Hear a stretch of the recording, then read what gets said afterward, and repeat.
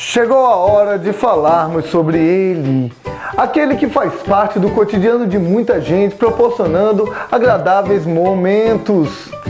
Às vezes não.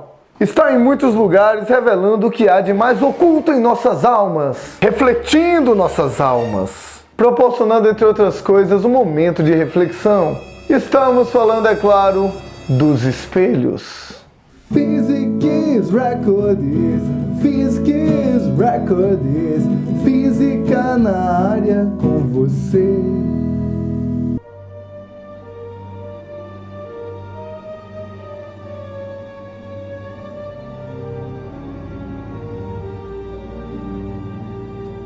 Com certeza, nosso estimado Harry Potter não se questionava sobre as reais maravilhas por trás do famoso espelho de Diogezed. Para ele, era apenas um curioso objeto que refletia nossos desejos mais íntimos. Intimidade à parte, ele era capaz de muito mais. Pegava cada raio que incidisse sobre ele e refletia sob o mesmo ângulo. Ângulo medido em relação à reta normal, é claro. O espelho de Diogezed era um espelho plano, um espelho comum de banheiro. Por isso sempre conjugava imagens do mesmo tamanho que o objeto e virtuais, pois o Harry atrás do espelho não existia de verdade. E não poderia ser projetado em um anteparo. Somente imagens reais podem ser projetadas em anteparos, lembre-se disso. Assim, imagens virtuais que aparecem sempre com a mesma orientação que o objeto não são projetáveis. E sua determinação depende do prolongamento dos raios emergentes do espelho, aqueles que saem. A pequena Lex de Jurassic Park sabia exatamente disso.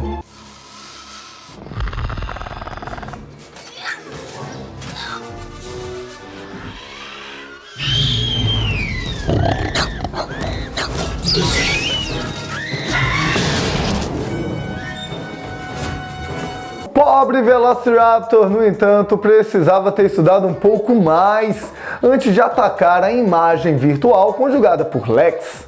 Um detalhe interessante é que toda imagem virtual é enantiomorfa. Ou seja, a mão direita da Lex era a mão esquerda da imagem produzida por ela, a imagem virtual. Isso é o enantiomorfismo. Enantios vem do grego e significa contrário, morfa. Hora de morfar! Morfa significa forma.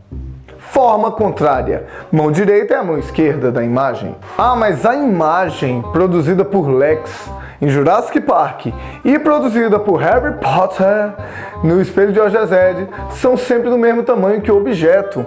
Há outros espelhos, mais misteriosos talvez, que produzem imagens dos tamanhos mais variados. São os espelhos esféricos. Veja o espelho convexo, por exemplo. Devido ao comportamento adotado pelos raios que atingem sua superfície refletora, a imagem produzida por um espelho convexo é sempre menor do que o objeto. Ela é virtual e sempre menor. Desse modo, o campo visual é aumentado. Cabem mais imagens naquela pequena área do espelho. Consegue-se ver uma área muito maior de uma loja de conveniência usando um espelho convexo. Muito conveniente! Espelhos côncavos, por sua vez, produzem os mais variados tipos de imagem. O tamanho dessas imagens e a sua natureza depende da posição do objeto. Quando o objeto está muito longe desse espelho, além do seu centro de curvatura, a imagem é pequenina e real. Podemos aproximar este objeto então. Veremos então que a imagem terá ficado do mesmo tamanho que o objeto quando o objeto estiver posicionado sobre o centro de curvatura. Podemos aproximar mais? Se o objeto for posicionado entre o centro de curvatura e o foco do espelho, a imagem será real e muito grande, gigantesca. Ainda real invertida, porém muito maior do que o objeto. Vamos aproximar mais, ainda mais, e se chegar ao foco. Quando o objeto estiver sobre o foco, a imagem será tão grande que não caberá no plano que conhecemos. É a imagem imprópria. Imagem própria apenas quando o objeto está localizado sobre o foco do espelho côncavo. Podemos continuar aproximando? Sim! E se colocarmos o objeto entre o foco e o vértice do espelho côncavo, a imagem produzida será realmente muito grande, só que dessa vez ela será virtual. Quando uma pessoa está usando um espelho de maquiagem, é isso que acontece. Seu rosto está demasiado perto do espelho, entre o foco e o vértice, e assim a imagem surge com a mesma orientação, ou seja, ela é virtual e ela é gigante, porque você não...